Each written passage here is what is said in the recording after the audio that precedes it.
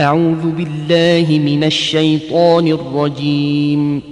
وجاوزنا ببني إسرائيل البحر فأتبعهم فرعون وجنوده بغيا وعدوا حتى إذا أدركه الغرق قال آمنت أنه لا إله إلا الذي آمنت به بنو إسرائيل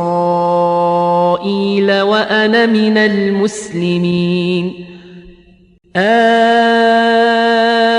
الآن وقد عصيت قبل وكنت من المفسدين فاليوم ننجيك ببدنك لتكون لمن خلفك آية وإن كثيرا من الناس عن آياتنا لغافلون.